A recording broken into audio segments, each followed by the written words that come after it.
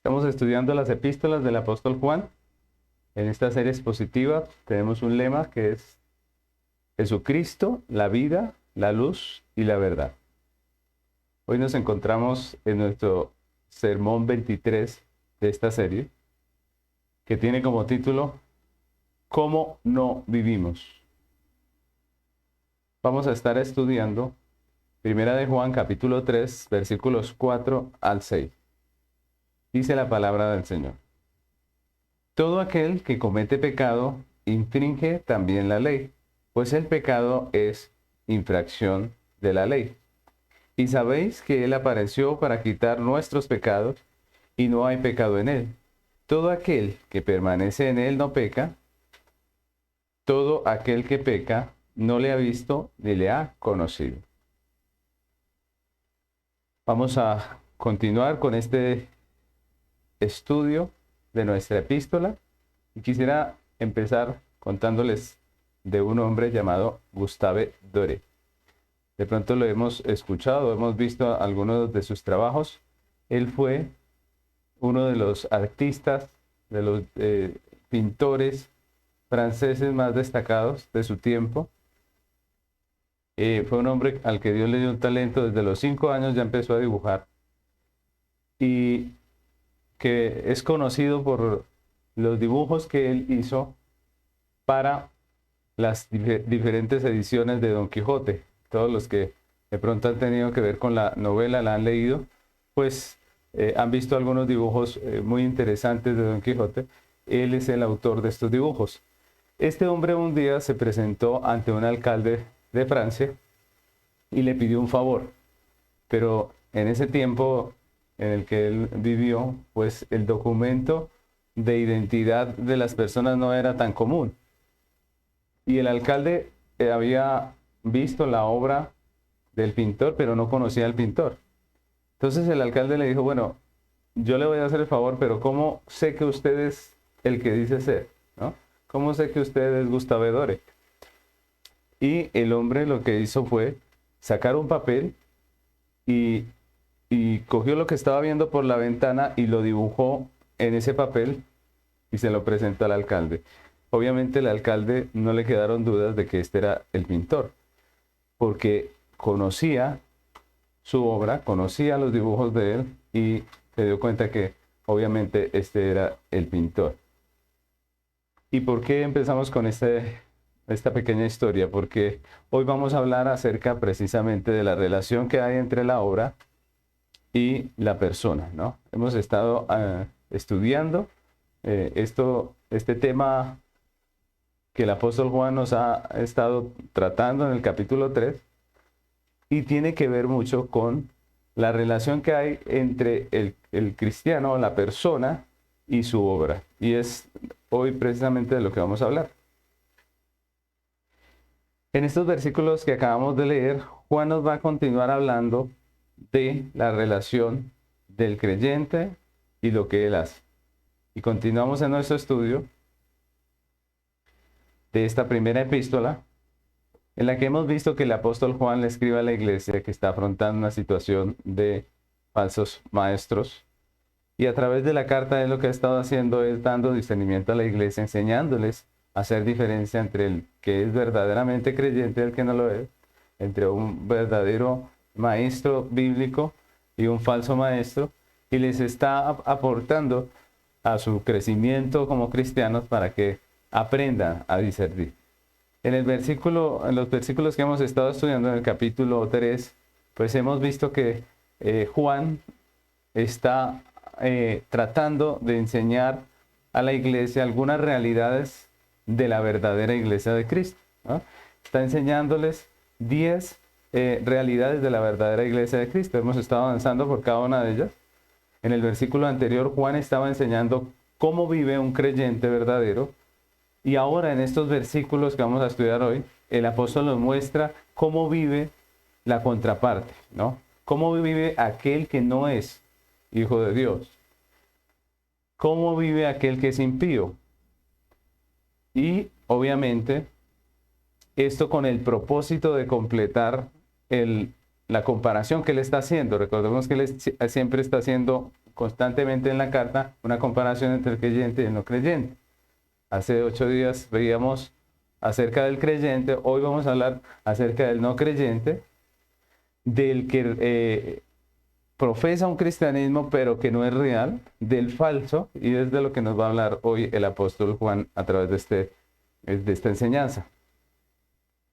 Es decir, en el versículo anterior el apóstol nos enseñó cómo vive el creyente verdadero, y en el texto que vamos a estar estudiando hoy nos va a recordar cómo no vive un creyente verdadero, ¿cierto? Hace 8 días veíamos cómo vive. Hoy en este día vamos a estudiar cómo no vive un cristiano verdadero.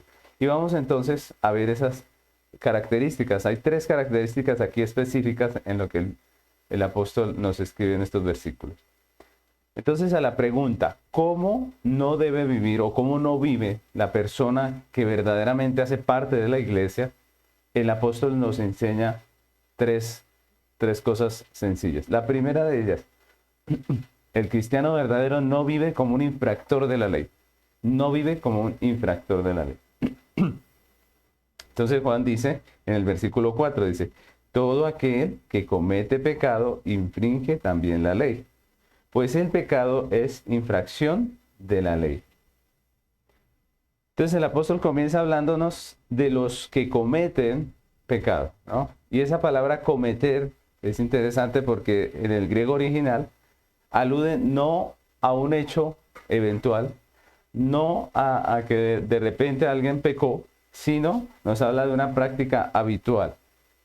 Es decir, a aquella persona que vive en su pecado, que constantemente vive en su pecado, que anhela, que desea, que le gusta vivir en el pecado, ¿no? Es decir, está hablando del impío. Además, en este texto el apóstol define muy claramente lo que la Biblia enseña acerca de qué es pecado, ¿no? ¿Qué es lo que es pecado? Pues la Biblia enseña que el pecado es la violación de la ley de Dios, y así lo dice el apóstol Juan. El primer pecado que el hombre cometió, ¿dónde ocurrió? ¿Ustedes recuerdan? En el huerto, ¿cierto? Dios había creado al hombre a su imagen, lo había dotado de conocimiento, rectitud, santidad verdadera, le había dado conciencia, es decir, había escrito su ley en el corazón del hombre, le dio también la capacidad de cumplir esta ley, y además de esa ley, pues también Dios le dio un mandato específico al hombre allá en el huerto, ¿recuerda? ¿Cuál era el mandato de Dios? Le dijo que de todo árbol podía comer, pero del árbol de la ciencia del bien y del mal no debía comer. Pero como hemos leído en la historia del Génesis y hemos visto, hemos estudiado, nuestros primeros padres, ¿qué hicieron? Pues seducidos por el pecado, por la tentación del pecado, infringieron la ley de Dios. Y eso es pecado, infringieron la ley de Dios. Pecaron comiendo del fruto prohibido. Allí hubo el primer pecado del hombre, ¿no? Y esta infracción de la ley de Dios desencadenó las consecuencias que Dios ya les había dicho. ¿Recuerdan que Él ya les había advertido? El hombre cayó de su rectitud original, perdió su comunión con Dios, quedó muerto en sus delitos y pecados y totalmente corrompido. La Biblia nos enseña todas estas cosas, ¿no? A partir de la caída, el hombre se convirtió en un infractor de la ley, como dice el apóstol Juan, ¿no? Un infractor de la ley, no un seguidor de la ley, no alguien que guarda la ley, sino un infractor de la ley. En eso se convirtió el hombre. Y esa realidad la vemos en la vida diaria de la humanidad. Todos los días podemos ver esa realidad en la vida del hombre. ¿Qué vemos a diario en esta tierra? Pues crímenes, violaciones, atentados, muertes, suicidios, de todo. Génesis capítulo 6, versículos 5 al 7 nos hablan de cómo Dios describe a la humanidad, al hombre, después de la caída. Dice Génesis 6, 5 al 7, dice: Y vio Jehová que la maldad de los hombres era mucha en la tierra, y que todo designio de los pensamientos del corazón de ellos era de continuo solamente mal. Y se arrepintió Jehová de haber hecho al hombre en la tierra, y le dolió en su corazón, y dijo Jehová: Raeré de sobre la faz de la tierra a los hombres que he creado, desde el hombre hasta la bestia, y hasta el reptil, y las aves del cielo, pues me arrepiento de haberlos hecho. Me arrepiento, dice el Señor, ¿no? De haberlos hecho. Y lo que vemos en este texto es una descripción del hombre después de la caída, cómo empezaron a pasar los años, se multiplicaron los hombres. ¿Y cómo fueron estos hombres? Pues malos. La Biblia dice que el Señor dice aquí que la tierra estaba llena de maldad. ¿Cómo describe Dios la situación del mundo en este texto? Pues como una situación caótica, como una situación de maldad, ¿cierto? ¿Y cómo describe Dios a los hombres del tiempo de Noé? Pues como malos, dice el texto, que todo designio del pensamiento del corazón de ellos era de continuo solamente mal. Miren todas las énfasis que hace en ese texto Dios acerca de la realidad del hombre. De continuo, el hombre solamente piensa el mal, solo se le ocurren cosas malas que son contrarias a la ley de Dios. El hombre se convierte en un infractor de la ley de Dios. Ahora yo les pregunto, ¿será que en este tiempo Dios tiene algo diferente que decir de la realidad del mundo? ¿O Dios tiene que decir lo mismo hoy en día que dijo en Génesis? Dios tiene que decir, la tierra está llena de maldad. Pues tenemos que reconocer que hoy en día todavía Dios debería decir que la tierra está llena de maldad, ¿no? Y si vemos cómo es el corazón del hombre hoy en día, podemos decir que es exactamente igual, ¿no? Aunque el humanismo lo niegue, la realidad es que después de la caída, el hombre es malo, es un infractor de la ley, es un corrupto y vive infringiendo la ley de Dios. Y esa es la realidad.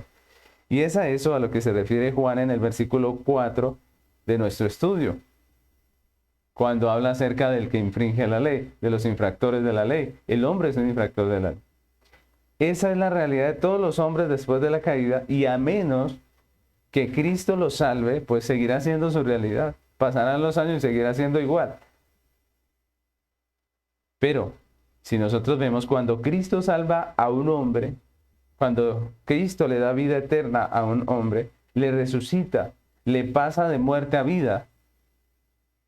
Y en la regeneración Dios le da al pecador la capacidad de querer y obrar de acuerdo a la voluntad de Dios, de acuerdo a la ley de Dios.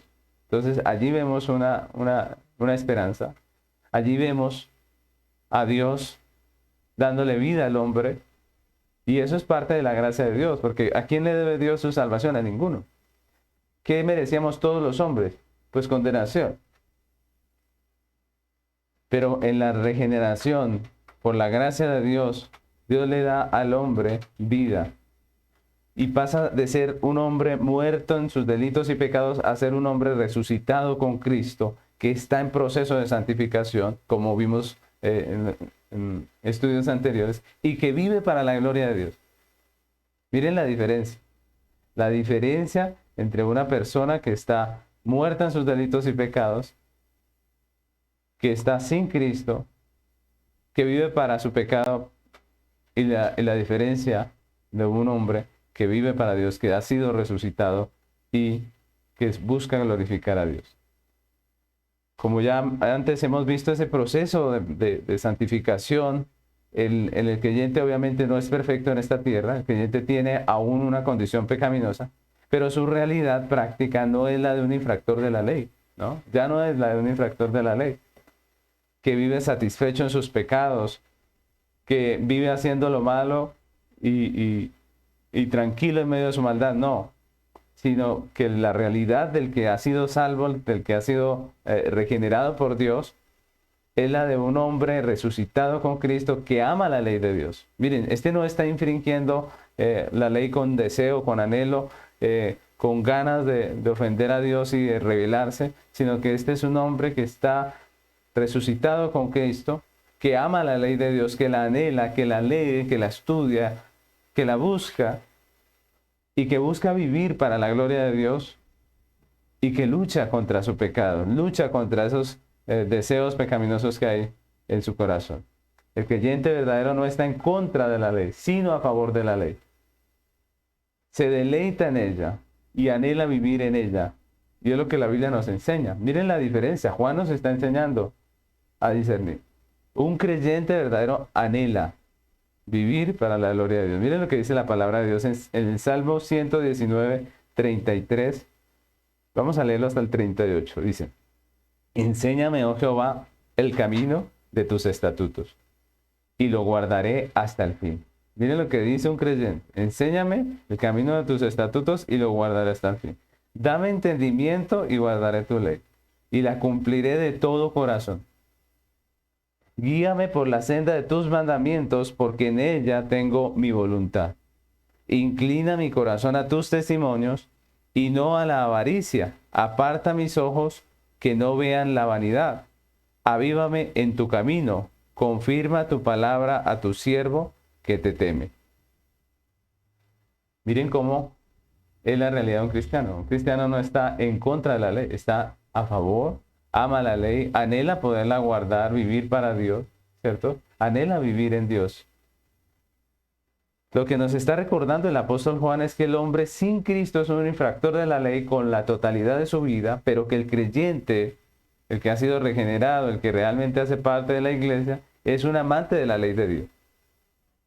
Y eso lo vemos en toda la vida del creyente, en toda la vida de la persona, ¿no?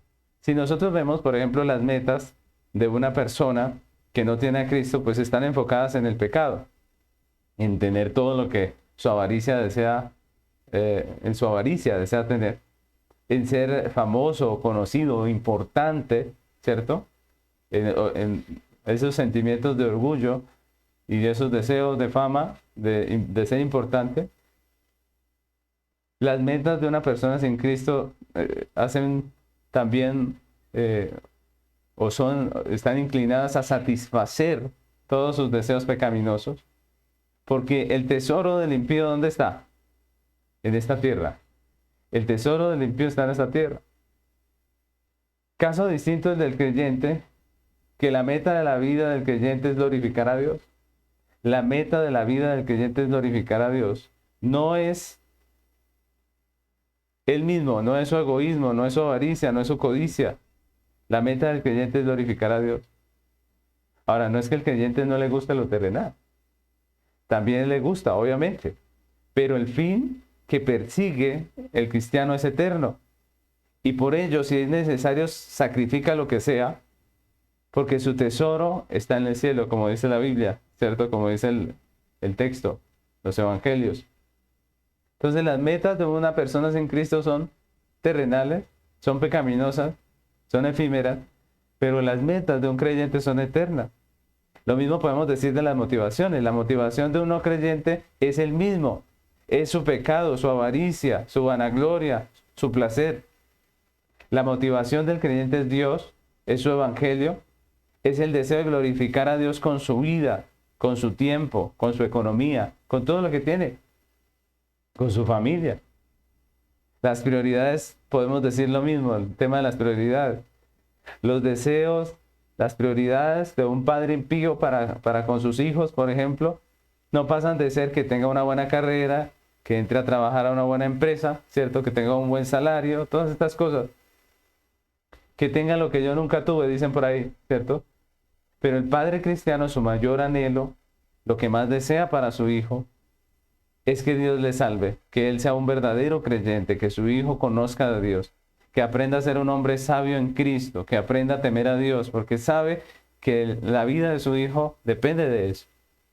Y ese es el anhelo de un padre cristiano, y por eso le enseña, por eso persevera en transmitirle la palabra de Dios. Aunque su hijo no lo valore, no lo quiera, no le guste, los padres cristianos estamos allí siempre para enseñar. Porque al fin y al cabo, nuestro deseo es que ellos sean creyentes, que ellos sean hijos de Dios. Esa es nuestra prioridad, por encima de las otras cosas. Hace unos meses, precisamente me enteré de un conocido que tenía a su esposa, tenía a su hijo, tenía su casa, su trabajo, y estaba bien, pero este hombre decide, como está hoy muy de moda, dejar todo lo que tiene para irse a los Estados Unidos con la excusa de mejorar la vida de su familia, con la excusa de poder ganar más y poder mandarle a su hogar, ¿no? Y sinceramente a mí esas cosas pues no me parecen correctas. Y lo que pensé fue, cuando escuché acerca de eso, pues yo pensé, seguramente hasta ahí llegó ese hogar, ¿no? Y esta semana, eso fue hace unos meses, y esta semana me enteré que este hombre no solamente encontró trabajo rápidamente, sino que encontró también una nueva mujer. Y rápidamente dejó a la que tenía aquí en Colombia. Prácticamente ya se apartó de su hogar, de lo que tenía aquí. Y el hijo, que también ve a su papá lo que está haciendo y que vive aquí en Colombia, pues quiso seguir el ejemplo de su papá. Y también quiso pasar de ilegal a Estados Unidos, pero él no tuvo la suerte de pasar, sino que fue detenido y ahora está en una cárcel en México. Y miren cómo de un momento a otro, de este hombre que tenía todo lo que tenía y que su hogar se veía como chévere, ahora vemos un caos en esa vida, ¿no? Y las acciones de este hombre demuestran cuáles son sus metas, cuáles eran sus anhelos, cuáles eran sus motivaciones, porque como decíamos al principio con el ejemplo que pusimos, pues finalmente nuestra obra habla de quién somos nosotros, así como la obra del pintor hablaba de quién era esta persona y testificaba de quién era el pintor, de que él era el pintor, pues así mismo nuestras obras testifican de lo que realmente nosotros somos. Este hombre con sus acciones mostró su realidad. En realidad el bienestar de la familia nunca fue la meta de este hombre. Él nunca se fue porque quería ver mejor a su esposa, porque quería que sus hijos estuvieran bien, sino que su deseo era egoísta. Nunca la motivación fue su familia, porque finalmente la abandonó y la dejó a su suerte. Su prioridad siempre fue el mismo, su egoísmo, su avaricia, su placer. Y lo está disfrutando allá, ¿cierto? Y dejó aquí a su familia en esa situación. Miren cómo a veces las cosas no son como las pintan, ¿no? Y finalmente lo que somos va a salir a la luz. Finalmente lo que somos va a salir a la luz. Al verdadero creyente no le sirve cualquier vida, y eso es importante. Nosotros debemos entender esto. Si somos de verdad creyentes, si tenemos un compromiso con Dios, con su iglesia, con la vida eterna, con el evangelio, pues al creyente no le sirve cualquier vida, no le sirve cualquier plan, ¿no? Sino aquel que le permita glorificar a Dios y hacer su voluntad. No cualquier propuesta nos sirve. No, esta propuesta tiene que glorificar a Dios, si no, no nos sirve. Para un cristiano no es una buena oportunidad la que le obliga a infringir el mandato divino. No es una buena oportunidad la que le obliga a abandonar su compromiso con Dios, su responsabilidad con la familia que Dios le entregó. No es una buena oportunidad. Si yo tengo que dejar mis obligaciones como creyente, si tengo que dejar mi compromiso como creyente con mi familia, si tengo que abandonar lo que Dios me dio, me entregó como responsabilidad, pues no es una buena oportunidad para nosotros. El creyente tiene principios, tiene compromiso, tiene responsabilidades, tiene una iglesia, tiene una labor que hacer. Y eso es importante. A nosotros no sirve cualquier vida. Juan le está enseñando a discernir a la iglesia entre un verdadero creyente y un impío disfrazado de creyente. El impío es un hombre muerto en sus delitos y pecados, es un infractor de la ley con la totalidad de su vida, pero el creyente es un hombre resucitado con Cristo, que vive en este mundo con deseos de glorificar a Dios y que lucha contra los deseos pecaminosos que batallan en su alma. El verdadero creyente no es un infractor de la ley de Dios, es más bien un amante de la ley de Dios que busca vivir en concordancia con esa ley. El Salmo 119, versículos 92 y 93 dicen: Si tu ley no hubiese sido mi delicia, ya en mi aflicción hubiera perecido. Nunca jamás me olvidaré de tus mandamientos, porque con ellos me has vivificado. ¿Qué es para el creyente la ley de Dios? Su delicia. Es su vida. Y el versículo 97 dice: Oh, cuánto amo yo tu ley, todo el día es ella mi meditación. El creyente ama la ley de Dios. El creyente medita en la ley de Dios. El creyente lee todos los días las escrituras, aprende, medita en ellas, es confrontado por ellas. Y eso es importante, mis hermanos. El cristiano no debe limitar su vida cristiana a la iglesia. Hay personas que cogen la Biblia cada 8 días. pero el cristiano debe todos los días meditar en la palabra. Ella es su meditación diaria, ¿cierto? Como dice el salmista, todo el día es ella mi meditación, no solamente todos los días, sino todo el día. La pregunta es, ¿cómo vivimos? ¿Cómo estamos viviendo? ¿Como infractores o como amantes de la ley de Dios? ¿Vivimos como aquellos que les gusta infringir la ley o como aquellos que aman la ley, como dice el salmista? Lo segundo que nos muestra el apóstol aquí en este estudio es que el verdadero creyente no vive como un libertino. Ese es el segundo punto. Estamos diciendo cómo no vive un verdadero creyente. Entonces no vive como un libertino. El apóstol continúa el texto diciendo en el versículo 5, miren lo que dice de nuestro estudio. Primera de Juan 3:5 dice, y sabéis que Él apareció para quitar nuestros pecados y no hay pecado en Él. No hay pecado en Él. Recordemos que los falsos maestros gnósticos, contra los que Juan escribe esta carta, enseñaban que las restricciones de la ley de Dios habían sido quitadas, ¿no? Eso era lo que enseñaban estos falsos maestros. Como muchas sectas de hoy en día, que se hacen llamar cristianas, los gnósticos del tiempo de Juan creían que la ley no estaba vigente para ellos como supuestamente cristianos, ¿no? Y por eso vivían tranquilos en su pecado. Por eso vivían en su inmoralidad. Quienes enseñan de esta manera alardean de tener una verdadera libertad, ¿cierto? Hoy en día tenemos grupos así, grupos de creyentes que dicen tener una verdadera libertad porque pueden pecar, porque supuestamente ellos ya no tienen que guardar la ley.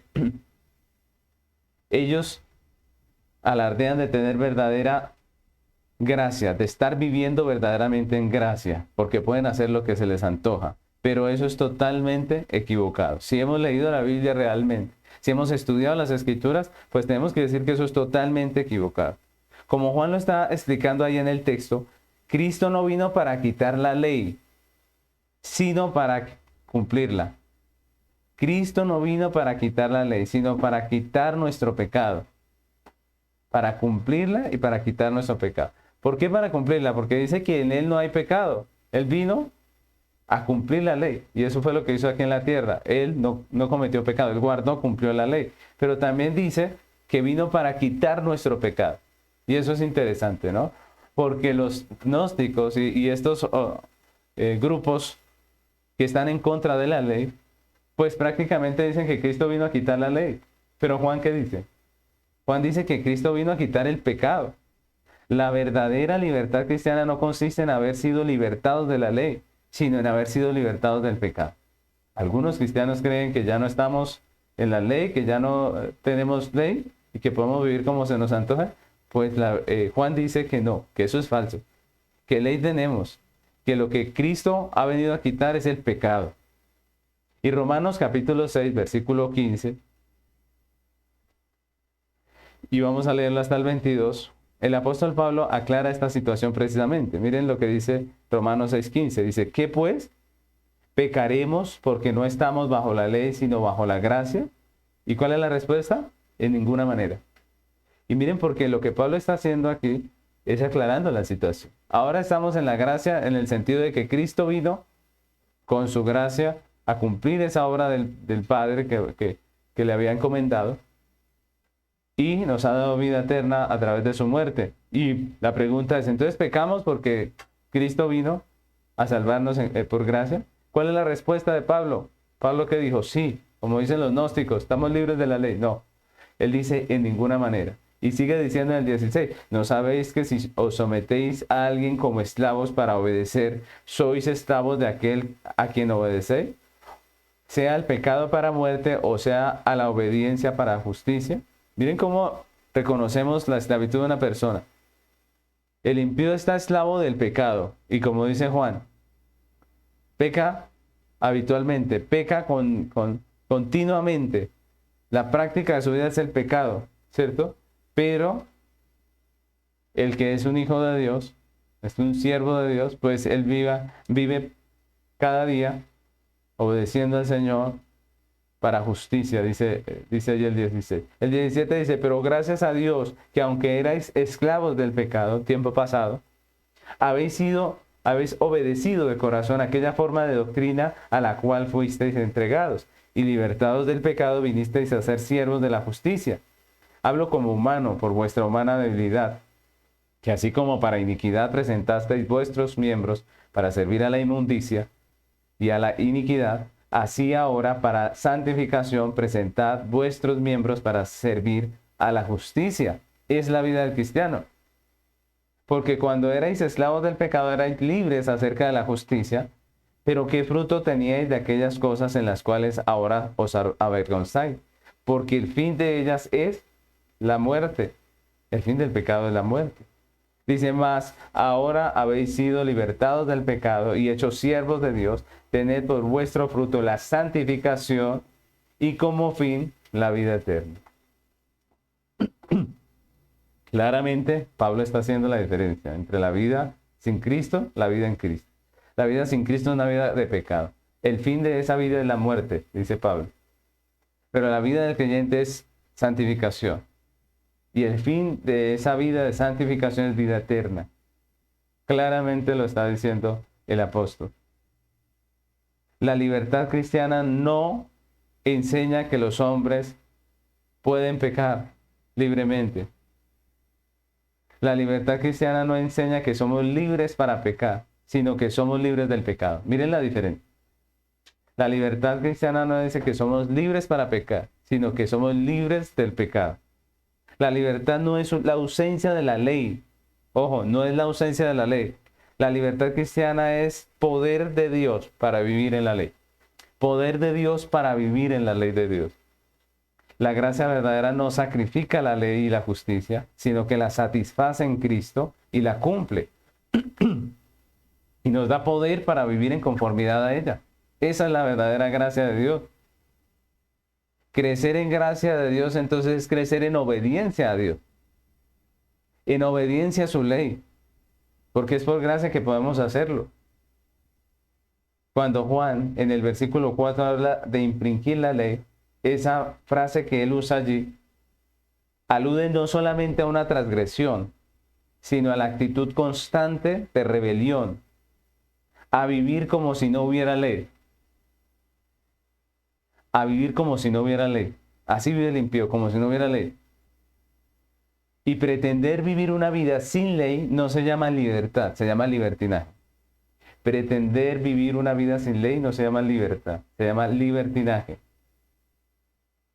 Y el verdadero creyente no vive una vida de libertinaje, sino una vida de libertad. ¿Cierto? Por eso nuestro segundo punto, que es que el verdadero creyente no es un libertino. Eso es gracia, una vida en libertad para poder vivir conforme a la voluntad de Dios. Eso es la verdadera gracia. Una vida en libertad para poder vivir conforme a la voluntad de Dios. Juan le está enseñando a discernir a la iglesia entre un verdadero creyente y un impío disfrazado de creyente. El impío es un hombre libertino que no lucha contra su pecado, sino contra Dios. Que no lucha contra su pecado, sino contra la ley de Dios, contra su decreto, contra su soberanía, contra su providencia, contra su juicio. Eso es un impío. Y por eso existe o existió en el tiempo de Juan el gnosticismo y todavía existe. Y por eso existe el deísmo y el ateísmo y el materialismo y todas esas ideologías y religiones que el hombre ha levantado, que no son diferentes formas de entender la vida como lo quieren vender por ahí, sino que son diferentes maneras de luchar y rebelarse contra Dios. Esa es la realidad. Son diferentes maneras de luchar, de rebelarse contra la ley de Dios, contra su juicio, contra su verdad. Pero el creyente sabe que con Cristo ha sido salvado, ha sido libertado, y que ese Cristo que le salvó no vino a quitar la ley de Dios, sino, como dice Juan, vino a quitar el pecado, a transformar nuestro corazón, a darle al creyente la capacidad de vivir en la voluntad de Dios. Y esa es la manera en que vive un creyente. El cristiano no es esclavo del pecado, que pretende vivir sin ley en esta vida, que pretende vivir en libertinaje. No, ese no es el creyente. El cristiano verdadero es un hombre que ha sido libertado y vive en libertad para la gloria de Dios. Lo tercero que nos enseña el apóstol en este texto es que el verdadero creyente no vive como un desertor. No vive como un desertor. Ese es el tercer punto. Entonces Juan continúa diciendo en el versículo 6, dice, todo aquel que permanece en él, en Cristo, ¿cierto? No peca, dice. Y todo aquel que peca no le ha visto ni le ha conocido. Y aquí el apóstol continúa usando la palabra pecar para hablarnos no de un acto, ¿cierto? No de una eventualidad, no de un acto que se cometió en algún momento, sino que nos habla de la conducta pecaminosa habitual que caracteriza al hombre sin Cristo, de esa vida de pecado. Y el apóstol termina haciendo otra comparación entre el creyente verdadero y el falso, que tiene mucho que ver con la situación que ellos están viviendo allí como iglesia, en donde la falsa doctrina había entrado, se había infiltrado en la iglesia, ¿no?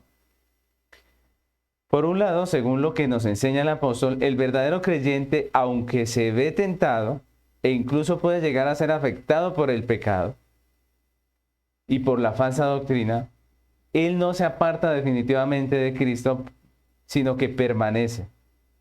Él no se aparta de Cristo por entregarse a una vida de falsedad y de pecado, sino que se arrepiente de su maldad y permanece en la fe y en el temor de Dios. Es lo que dice Juan.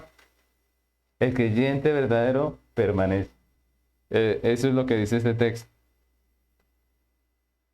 Y eso se debe no precisamente a su piedad, no precisamente a su dominio propio o a cualquier otra cualidad del creyente, sino más bien a la misericordia de Dios. A la misericordia de Dios que sustenta al creyente. A la gracia de Dios que fortalece al creyente. A la perseverancia de Dios en su iglesia, el cual cumplirá el propósito que desde la eternidad ha decretado en cada uno de nosotros. Dios cumplirá su propósito y por eso persevera en nosotros. Dios lo prometió y Él lo hará. Es decir, nosotros somos creyentes y permanecemos no gracias a nosotros mismos, sino a pesar de nosotros mismos. A pesar de nuestros pecados, a pesar de nuestras rebeliones, a pesar de nosotros, Dios persevera en nosotros y aquí estamos por la misericordia de Dios. Por eso Lamentaciones, capítulo 3, versículos 22 y 23 dice de esta manera: por la misericordia de Jehová no hemos sido consumidos, porque nunca decayeron sus misericordias. Nuevas son cada mañana, grande es su fidelidad. Y ese texto es interesante porque lo escribe Jeremías después de haber sido, haber recibido más bien el castigo de Dios por el pecado. ¿Recuerdan? Jeremías escribe viendo la destrucción del templo, viendo cómo quedó Jerusalén después del asedio, después de la destrucción. Y él dice, por la misericordia de Dios estamos aquí. Porque Dios persevera en el creyente, persevera a pesar de nosotros. Persevera sustentándonos, fortaleciéndonos, porque nosotros fácilmente nos desanimamos, corrigiéndonos, porque fácilmente somos tercos y obstinados en nuestro pecado, disciplinándonos. Dios persevera en nosotros. Estamos aquí por la gracia de Dios. Aquí estamos por la misericordia de Dios. Y eso lo enseñan las Escrituras. El creyente persevera, porque Dios persevera en él. Por otro lado, el falso creyente, cuando se ve tentado por el pecado que le ofrece el mundo, o por el engaño de la falsa doctrina, pues, ¿qué termina haciendo? Pues termina desertando de la fe y corriendo hacia lo que su pecado le impulsa. Y lo interesante, mis hermanos, es cómo termina el versículo 6 de nuestro tema. Porque aquí Juan no dice que el cristiano que deserta era una persona salva y perdió su salvación. No, él no está diciendo eso. O que estaba en gracia y, como dicen hoy en día, cayó de la gracia. No. Sino que Juan está diciendo que un cristiano que deserta está demostrando que no le ha visto nunca ni le ha conocido. Nunca ha visto a Cristo ni le ha conocido. Nunca ha conocido realmente al Salvador. Y eso es muy claro en el texto, ¿no? Juan está diciendo que esa persona no es que se haya perdido después de haber sido salva, sino que esa persona nunca conoció al Salvador, nunca realmente le vio. Y hay muchos casos de estos en la Biblia donde podemos corroborar lo que está diciendo el apóstol Juan. Un caso que es muy conocido en las Escrituras es el caso de Simón el Mago. Nosotros leemos en Hechos capítulo 8, versículo 9 al 13, que dice: pero había un hombre llamado Simón que antes ejercía la magia en la ciudad, en aquella ciudad, y había engañado a la gente de Samaria, haciéndose pasar por algún grande. A este oían atentamente todos, desde el más pequeño hasta el más grande, diciendo: este es el gran poder de Dios. Y le estaban atentos porque con sus artes mágicas les había engañado mucho tiempo. Pero cuando creyeron a Felipe, que anunciaba el evangelio del reino de Dios y el nombre de Jesucristo, se bautizaban hombres y mujeres. Y también creyó Simón mismo. Y habiéndose bautizado, estaba siempre con Felipe, viendo las señales y grandes milagros que se hacían, estaba atónito. Y hasta aquí uno lee el libro de los Hechos y uno dice: wow, un hombre terrible, un hombre brujo, un hombre de los terribles de la ciudad, pues se ha convertido. Un hombre de los impíos, de los terribles de la ciudad, que engañaba a tanta gente, pues ha conocido al Señor y ahora es creyente. Se bautizó, se hizo parte de la iglesia e incluso dice que seguía a Felipe como un verdadero discípulo. Pero después, en el versículo 18, encontramos que no era como pensábamos, ¿no? Dice en el versículo 18, vamos a leer hasta el 24, dice el texto: cuando vio Simón que por la imposición de las manos de los hombres, de los apóstoles, se daba el Espíritu Santo, les ofreció dinero, diciendo: dame también a mí ese poder, para que cualquiera a quien yo impusiere las manos, reciba el Espíritu Santo. Entonces Pedro les dijo: tu dinero perezca contigo, porque has pensado que el don de Dios se obtiene con dinero. No tienes tu parte ni suerte en este asunto, porque tu corazón no es recto delante de Dios. Arrepiéntete, pues, de esta tu maldad, y ruega a Dios si quizás te sea perdonado el pensamiento de tu corazón, porque en hiel de amargura y en prisión de maldad veo que estás. Respondiendo entonces Simón dijo: rogad vosotros por mí al Señor, para que nada de esto que habéis dicho venga sobre mí. Y aquí podemos decir lo que habíamos dicho anteriormente. Tarde o temprano lo que uno es se manifiesta en lo que uno hace. Tarde o temprano nuestras acciones manifestarán lo que realmente somos. El interés de este mago no era Cristo. Al principio lo veíamos que se convirtió, que se bautizó, que seguía a Felipe, y uno dice: wow, este hombre realmente se convirtió, realmente se hizo un hijo de Dios. No dice la escritura cuánto tiempo duró este hombre en la iglesia, pero sí dice que él seguía constantemente a Felipe. Seguramente ya había ganado la confianza de más de uno, ¿cierto? Incluso yo creo que de pronto hasta de Felipe, que le permitía que estuviese allí con él todo el tiempo. Pero, ¿qué vemos aquí cuando este hombre manifiesta lo que es? Vemos que su interés no era Cristo, que su interés no era la salvación de su alma, que, como dice Juan, realmente este hombre no le había visto ni le había conocido, no había visto a Cristo ni le había conocido. Tenía solamente un interés monetario. Lo que él veía es que si él hacía las mismas señales que hacían los otros, pues podía llenar sus bolsillos rápidamente de dinero. Por eso le pareció una buena inversión ofrecerle a los apóstoles un dinero para que les diera de ese poder. Este hombre no entendió nunca lo que dice el Evangelio. Nunca conoció a Cristo realmente. Y esto nos debe hacer meditar sobre el Evangelio moderno, que está enfocado en la bendición y no en Cristo, que es el dador. Un evangelio que está enfocado en lo que yo pueda tener de Dios y no en Dios. ¿Cuántas personas hoy en día asisten como Simón el Mago a la iglesia cristiana por un beneficio egoísta? ¿Cuántos lo único que tienen en su cabeza, en su corazón cuando vienen a la iglesia es que Dios les bendiga, que Dios les dé, que Dios les sustente, que Dios les llene sus bolsillos? Hoy en día estamos predicando un evangelio que no es correcto. Muchos cristianos van a la iglesia por los beneficios, pero el temor de Dios no está en su corazón.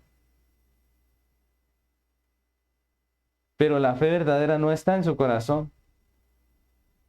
Pero un compromiso sincero y verdadero con la iglesia no está en su corazón. Cuando la iglesia deja de servirles, pues entonces se van. Cuando les ofrecen algo mejor, se van. Tarde o temprano, una falsa doctrina, una oferta tentadora del pecado o de este mundo, les aparta de la congregación. Porque nunca fueron verdaderos creyentes, nunca entendieron el evangelio, nunca conocieron a Dios. ¿Cuántos cristianos que asisten a las iglesias nunca se bautizan? No se hacen miembros de una iglesia, viven en la iglesia como visitantes, que vienen de vez en cuando, que no tienen ningún interés por la doctrina, por los hermanos, por la situación de la iglesia, las finanzas de la iglesia, pero dicen: yo pertenezco, yo hago parte, yo soy de la iglesia de fulano. Son como el novio que le dice a la novia: yo te amo, y por ti bajaría las estrellas, la luna, el universo, ¿cierto? Pero cuando la novia le dice: pues casémonos, entonces ahí sí el novio sale corriendo. El novio ya se niega. ¿Por qué? Porque quiere tener la puerta abierta para salir corriendo cuando menos piense. El verdadero cristiano no es un desertor, es un hombre, es una mujer comprometida, personal y públicamente con Dios.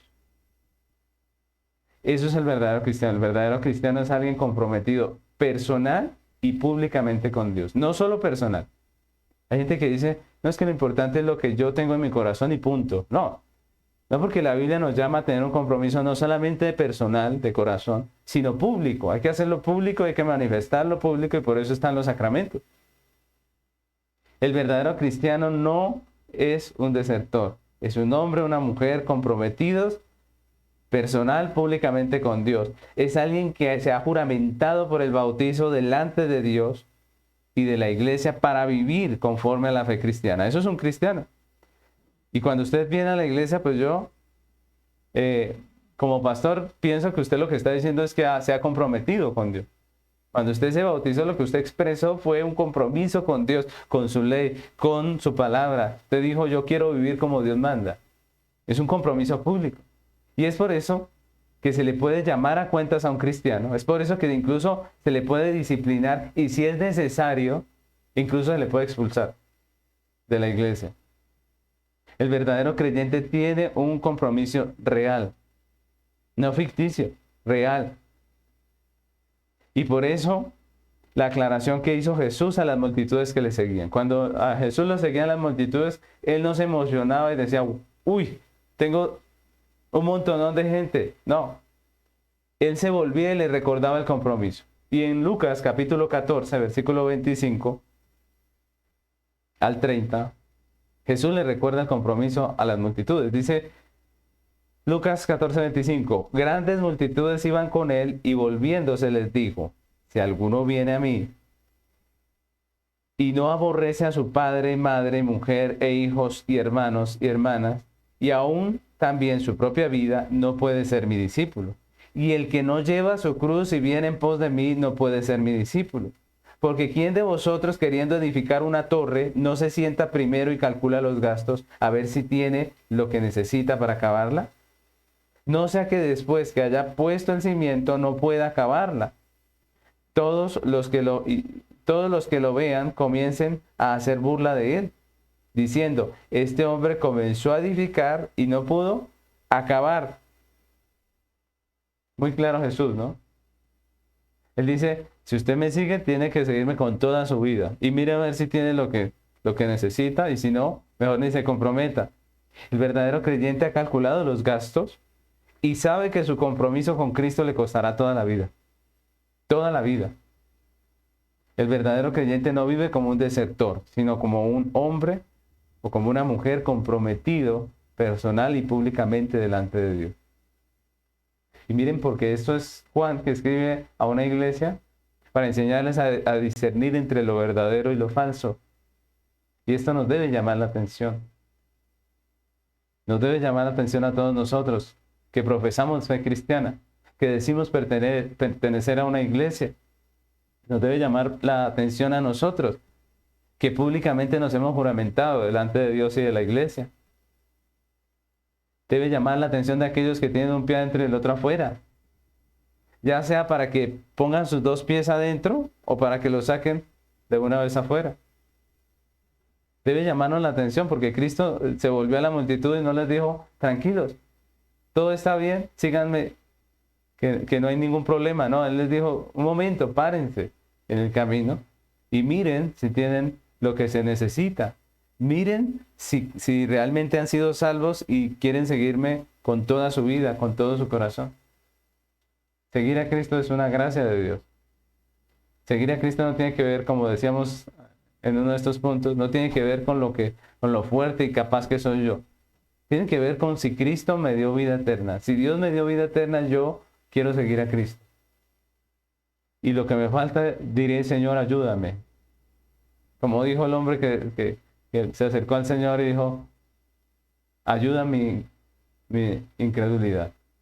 Le dijo, yo necesito fe, ayúdame.